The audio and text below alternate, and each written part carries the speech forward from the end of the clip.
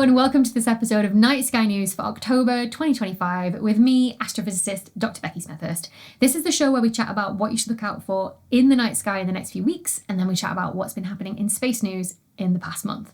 In this episode, we're chatting about ExoMars' view of the interstellar comet 3I Atlas, plus JWST spotted a supernova before it went supernova, and the latest on the crisis in cosmology with a new independent measure of the expansion rate of the universe. There's chapter markers down here if you want to skip ahead to any specific news story, plus any scientific research papers I mentioned will all be linked in the video description down below, free to read. So without any further ado, let's kick things off and start by looking up.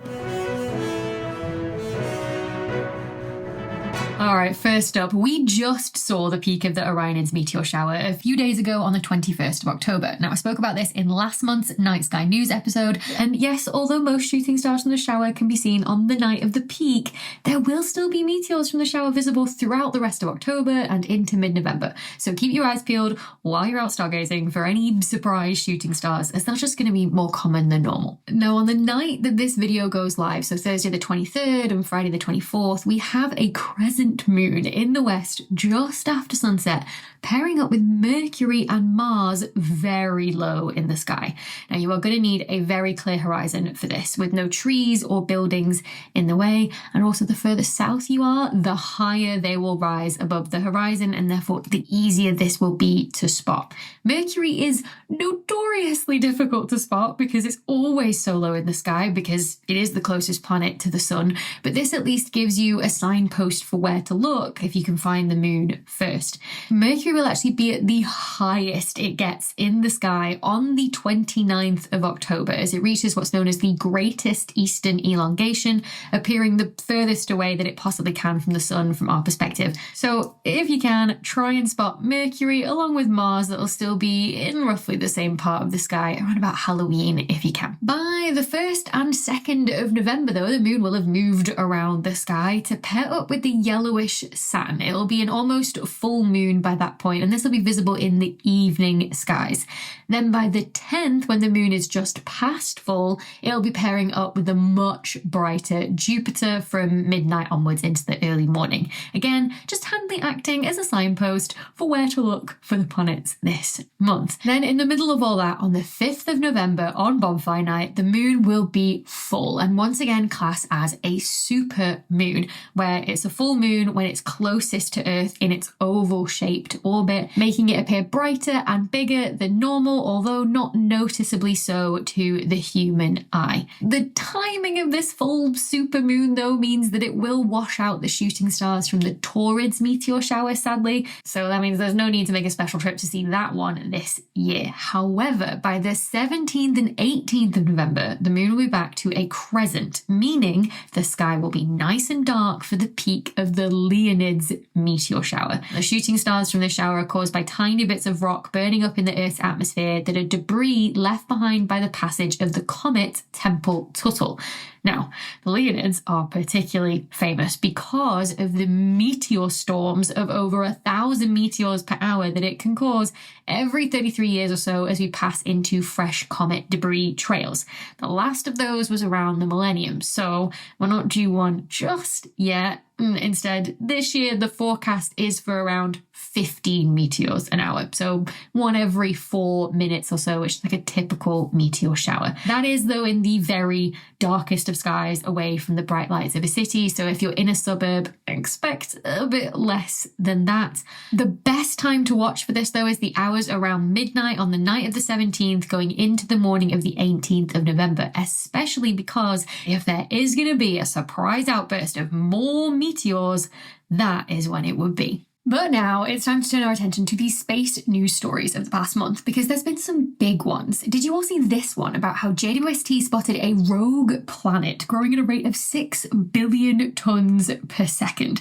When you see a headline with crazy numbers like that, how do you know what you're seeing is a legitimate story based on scientific research findings? Because let's face it, searching for news on the latest JWST discoveries is a minefield with so much misinformation and clickbait out there. Well, that's where ground news comes comes in, the sponsor I've been working with for over a year now. With Ground News, I can see straight away that 105 different news sources covered this story, with 96% of those sources having high factuality ratings. So with a few quick glances, I immediately know that this story is genuine. But then I can also easily compare headlines from different news stories. So I can see that Nature went simply with "Rogue Planet is fastest growing ever observed," compared to Express US's fear-mongering of astronomers warn of rogue planet growing at record-shattering rate. It's data-driven tools like this from Ground News that make understanding and staying informed with the news just so much easier, like their blind spot feed, for example, which shows which stories had little to no reporting on either side of the political spectrum. So, if you head to the link in the description down below at ground.news/Dr. Becky or scan the QR code on screen, you'll save 40% on their Vantage plan to get unlimited access to all of their features, which comes out at around about $5 a month. Those subscriptions help keep Ground News ad-free and therefore free of any bias that comes with paid advertising. So a big thanks again to Ground News for continuing to support this channel. And now let's come back down to earth and chat about what's been happening in space news in the past month.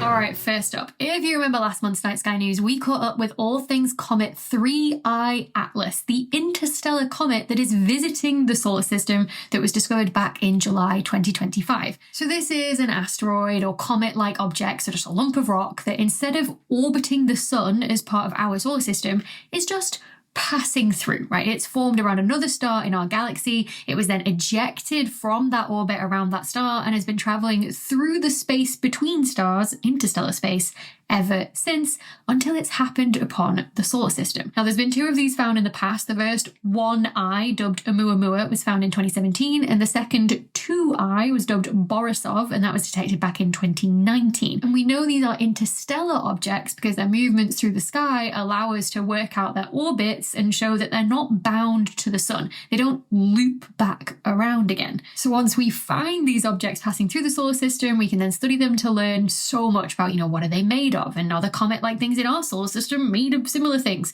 How weird is the solar system? So, of course, all our telescopes have been set the task of observing Comet 3I Atlas in the past couple of months, including the Hubble Space Telescope, Gemini, the Very Large Telescope, and also JWST, like we spoke about last month. But on the 3rd of October, 3I Atlas passed just 30 million kilometers away from Mars. That's around about 100 times the Earth-Moon distance for context. And so the European Space Agency capitalized on this and used the satellites that they have in orbit around Mars, so that's the Mars Express, and also ExoMars Trace Gas Orbiter, to observe the comet as it passed by.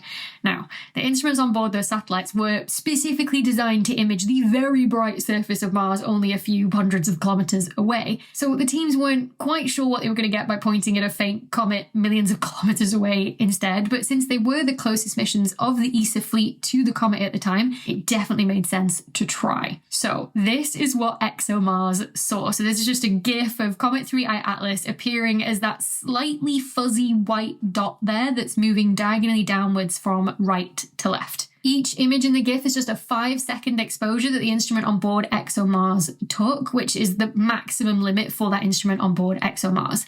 And the fuzziness that you can see there is the comet's coma of gas and ice that's streaming off the comet as it warms up in the sun. The coma itself is around about a few thousands of kilometers across. So that's all really ExoMars can see. You can't see the nucleus, right? The actual central rock of the comet itself, since that's only a few kilometers across, right? It's just too far away to see. Nor really can you see the full extent of the tail of the comet that other telescopes have revealed as well, as that also gets too faint and gets lost in the noise of the image. But really, it's amazing ExoMars even saw anything at all, because nothing's been found yet in the images that Mars Express took, which are limited to just a half a second exposure, because again, usually it's taking images of very bright objects on the surface of Mars instead. To put this into perspective, the PI of the instrument on board ExoMars that took these images, Nick Thomas, was quoted saying that the comet is around 10,000 to 100,000 times fainter than their usual targets. So because it's so faint, it's currently uncertain as to whether we've got any useful useful data from the other instruments on board ExoMars or Mars Express, the ones that take a spectrum of light where you split the light through a prism into its rainbow to get a trace of how much light of each colour or wavelength there is, and then you can use that data to work out, what is the comet made of.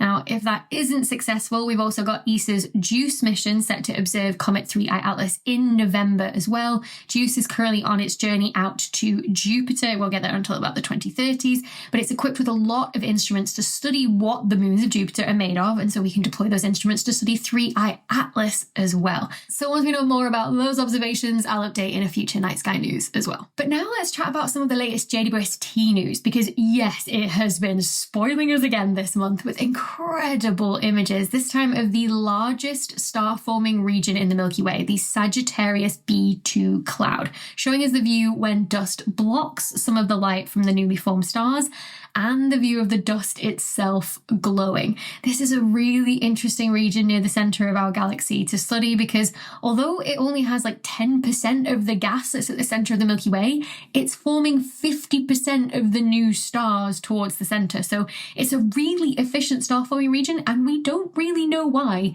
it's so efficient. So yeah, a very pretty picture for now, but hopefully leading to some interesting sightings in the future and some answers on this Sagittarius B2 cloud very soon as well. But in the meantime, this month we heard how JWST has managed to spot a star before it went supernova with this research paper from Kilpatrick and collaborators. Now this is a really big deal because the thing about supernova is we don't know when they're going to happen. So when a star runs out of the fuel that it needs to use in nuclear fusion to produce its light and its heat, it has no process left to fight the pull of gravity inwards and it starts to collapse.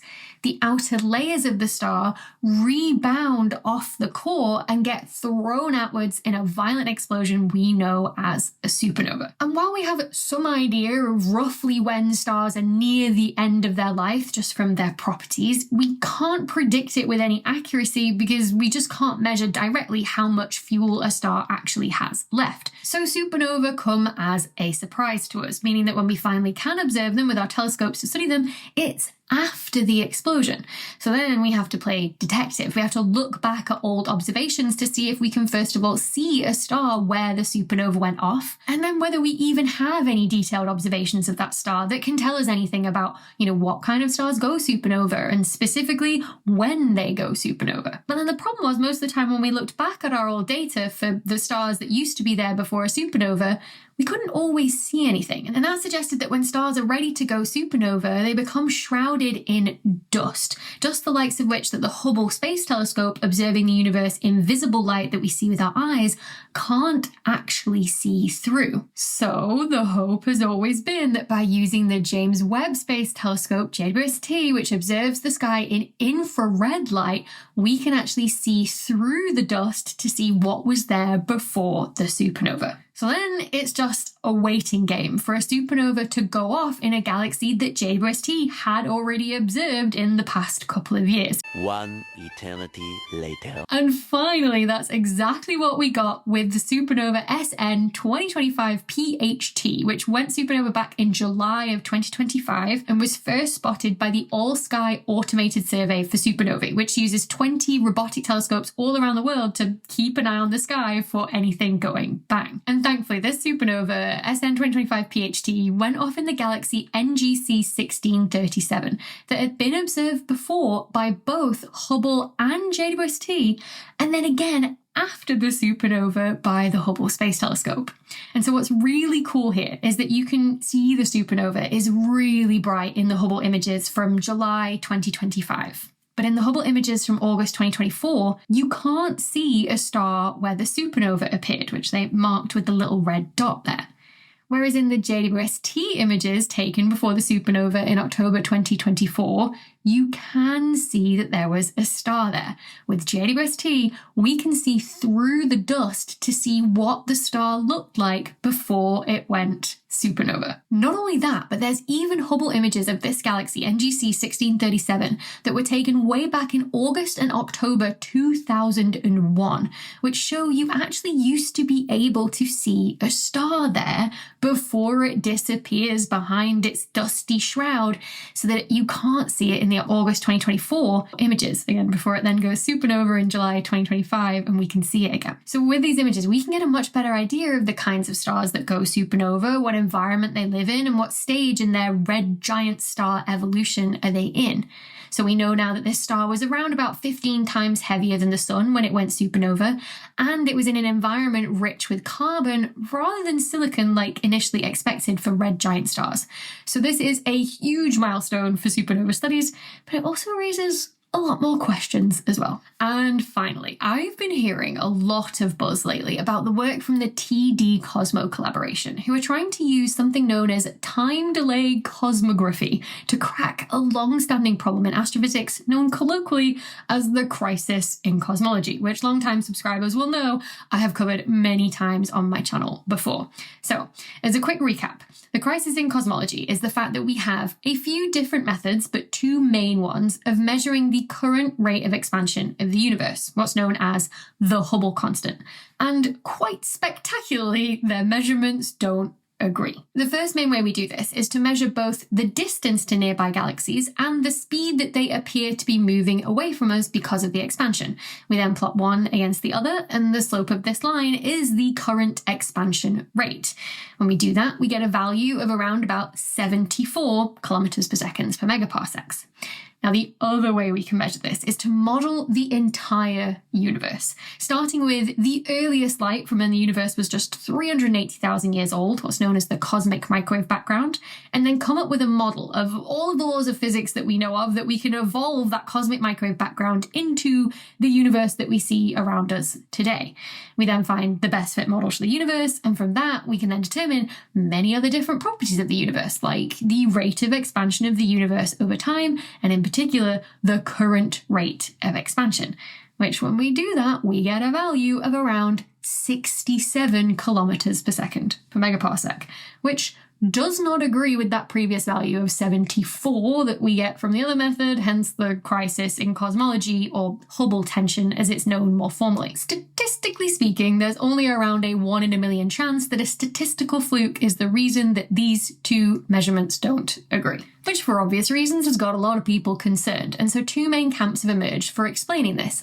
Either it's not a real tension, and instead there's something wrong with our observations of nearby galaxies, perhaps how we're calculating their distances. Or it is real, and there's something wrong with our best model of the universe. Maybe we're missing something in our laws of physics, or there's a component of the universe that we just don't know about yet. Now, there is a lot of ongoing effort trying to get to the bottom of this, especially for option one here, double checking all of our observations and measurements are correct. And a lot of that is coming from JWST as well, because the distances to galaxies that we measure are based on many steps up what's known as the cosmological distance ladder, of essentially measuring the distances to things much closer to us and then calibrating every successive further distance measurement that we make from there. So essentially it's all one big house of cards. So what the TD Cosmo collaboration have been doing is trying to measure the rate of expansion of the universe with a whole new method that doesn't rely on this distance ladder, this big house of cards. Instead, they're using what is in effect a very simple idea, but one that's very difficult to actually do. They're measuring the time delay between two different paths that light can take from a background galaxy around a nearby galaxy. This is what's known as gravitational lensing. So our best theory of gravity, Einstein's theory of general relativity, says that the effects of gravity can be described like massive objects curving space itself. Light travels along that curved space and then can get its path through space bent, like how a lens bends light as well. This is how we end up with images like this, where we can actually see the same background object twice, or even 3 times or more, because the light bends around a galaxy in the foreground, which acts like a lens. But if one of those paths is slightly longer than the other, it will take the light a different amount of time to get to us, measuring the time delay along with the properties of that foreground galaxy doing the lensing gives us a direct measure of the distance, the absolute distance, without needing to use the rungs of the cosmological distance ladder, this big house of cards that could be causing the Hubble tension. And specifically, we do this with background objects that flicker and vary, like growing supermassive black holes.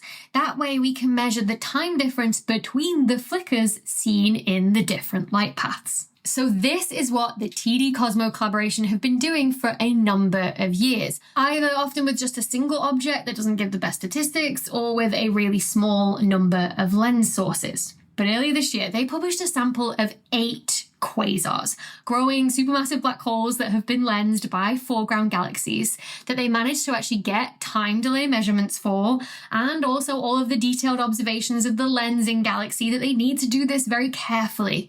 And using all 8 of these, they managed to get a new independent measure of the expansion rate of the universe of 71.6, plus or minus around about 3.6 kilometers per second per megaparsec. It's smack bang in the middle of the two that don't agree, annoyingly, but there are some very large uncertainties on that measurement still, which mean they can't quite draw very strong statistical conclusions just yet. But the collaboration reckon that if they can get JWST time on all 8 of those quasars, then they should have the data they need to match the accuracy of the measurements from the other 2 major methods. It's really interesting to think how this might tie into the results from the dark energy survey that we've seen recently as well, which suggests that dark energy isn't constant, which would fall under option 2 for explaining the Hubble tension. I've covered that in previous videos if you want to see more about that.